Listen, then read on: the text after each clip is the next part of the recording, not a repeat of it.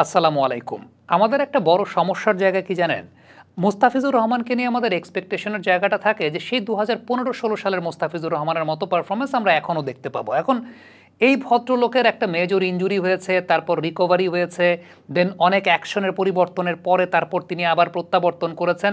১৫-১৬ সালের মতো মোস্তাফিজুর রহমানের পারফরম্যান্স এখন হবে না, এটা প্র্যাকটিক্যাল না। কিন্তু মোস্তাফিজ যখন টপ নচ পারফরমেন্স করেন সেটাও আমাদের আসলে মন ভরে না, আমরা বুঝতেও পারি না, কারণ আমাদের মনে মগজে একদম দৃষ্টিতে সব কিছু পুঞ্জীভূত হয়ে আছে সেই ২০১৫-১৬ সালের মোস্তাফিজের মতো। এখন টি-20 ক্রিকেটে কিন্তু কনসিস্টেন্টলি মোস্তাফিজুর রহমান বাংলাদেশ টিমকে সার্ভিস দিয়ে যাচ্ছেন, যেটা আমাদের চোখে পড়ে না। এটা চোখে তখনই পড়ে যখন মোস্তাফিজ টিমে না থাকেন। আপনি আরব আমিরাতের সঙ্গে সিরিজটা চিন্তা করেন, আরব আমিরাতের সঙ্গে সিরিজের প্রথম যে ম্যাচটা বাংলাদেশ জয়লাভ করলো ওই দিন কিন্তু মোস্তাফিজুর রহমান ছিলেন দলে এবং তিনি একটা টপ নচ স্পেল করে গেছেন।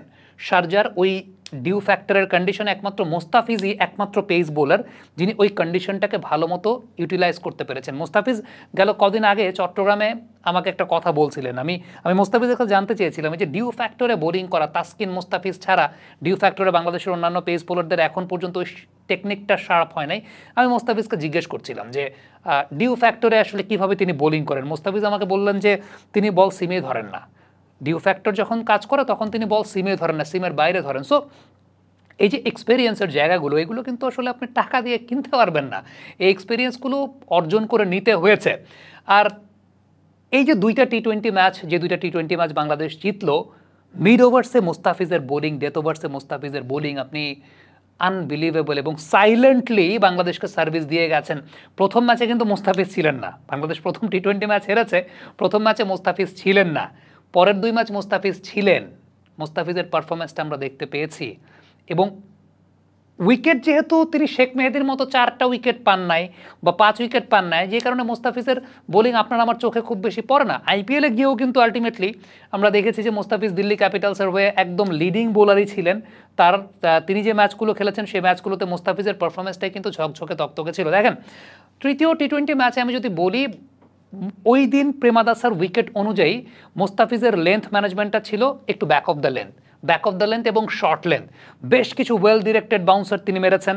দাসুন সানাকা বল রিচ করতে পারেন নাই, মাথায় লেগেছে এবং উইকেটে বল গ্রিপ করছিল দেখে এক্সপেক্টেড টাইমে বল কাছাকাছি আসছিল না। সো ওই ধরনের শর্ট পিচ বলগুলো ঠিকঠাক মতো ডিল করতে পারেন নাই। ইভেন যখন মুস্তাফিজ বোলিং করতে এসেছেন পাওয়ার প্লেতে, খেয়াল করে দেখবেন তিনি কিন্তু বেশ ওয়াইড লাইনে বল করছিলেন। পাথুম নিশাঙ্কা সে সময়টাতে ক্রিজে ছিলেন, বেশ ওয়াইড লাইনে কিন্তু বল চলছিল, বেশ ওয়াইড লাইনে বল করছিলেন এবং ওই যে বেশ ওয়াইড লাইনে বোলিং করা, উইকেটে বল ধরে আসছিল, গ্রিপ করছিল, কখন কোন ধরনের উইকেটে কোনভাবে বোলিং করতে হয় Mustafiz knows that very well. এবং টি-20 ক্রিকেটের এই শর্টার ফরম্যাট অফ দ্য গেমে টপ নচ বোলিং কিন্তু মুস্তাফিজ করে যাচ্ছেন, সেটা আইপিএলের মতো মঞ্চে প্রমাণিত। আইপিএলের মতো মঞ্চে যেখানে ভালো বল করেও বোলাররা মার খায়, সেই জায়গাটা মুস্তাফিজ কিন্তু দুর্দান্ত বোলিং করে দিয়ে গেছেন। এবং ওয়ালটন এখন দেশের সীমানা পেরিয়ে পৌঁছে গিয়েছে 50টিরও বেশি দেশে। ওয়ালটন, ঘরে ঘরে বিশ্বজুড়ে। আপনি সাম্প্রতিক সময়ে জাস্ট আমি আপনাকে এই এক্সাম্পলটাই দিলাম যে আরব আমিরাতের সঙ্গে প্রথম যে টি-20 ম্যাচটা মুস্তাফিজ ছিলেন, বোলিংয়ের ক্রাইসিসটা বোঝা যায় না। পরের দুইটা ম্যাচে মুস্তাফিজ ছিলেন না, বোলিংয়ের ক্রাইসিস বোঝা গেছে। শ্রীলঙ্কার সঙ্গে প্রথম টি-20 ম্যাচে মুস্তাফিজ ছিলেন না, বোলিংয়ের ক্রাইসিসটা বোঝা গেছে। দুইটা ম্যাচে মুস্তাফিজ সাইলেন্টলি কিন্তু পারফর্ম করে দিয়ে গেছেন। বিষয়টা এরকম না যে মুস্তাফিজ আপনাকে 4-5টা উইকেট নিয়েছেন, কিন্তু ওই যে প্রেশারটাকে বজায় রেখেছেন, ব্যাটসম্যানকে আটকে রেখেছেন, ব্যাটসম্যানকে ডিস্টার্ব করেছেন, ব্যাটসম্যানকে কমফোর্ট জোন থেকে বাইরে রেখেছেন।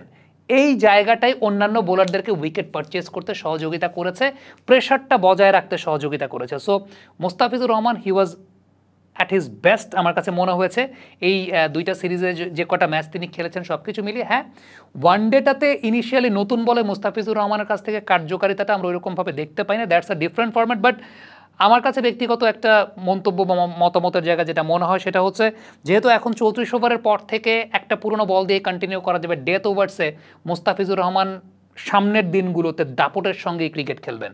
এবং ওয়ানডে ফরম্যাটটা যদি আমরা চিন্তা করি, মুস্তাফিজুর রহমানকে শুধুমাত্র ডেথ ওভার্সে বোলিংয়ের জন্য ওয়ানডে ফরম্যাটে আপনি টিমে রাখতে পারবেন এবং সেটা রাখাটা জরুরি, কারণ ম্যাচের মোমেন্টাম চেঞ্জ করে ফেলতে পারে।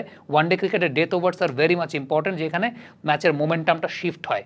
সো আলটিমেটলি আমার কাছে মনে হয় যে ওই যে আমরা একটা বিষয় চিন্তা করি যে মুস্তাফিজুর রহমান সেই পুরনো 2015-16 সালের মুস্তাফিজুর রহমান আসবে, বা আমাদের পারফরমেন্সের এক্সপেকটেশনটা থাকে যে ওই রকম, ওই জায়গা থেকে না করে এখন যা আছে তার মধ্যে কতটুকু বেস্ট পসিবল আউটপুট আমরা পাচ্ছি সেটা নিয়ে চিন্তা করাটা আসলে খুব গুরুত্বপূর্ণ একটা বিষয়।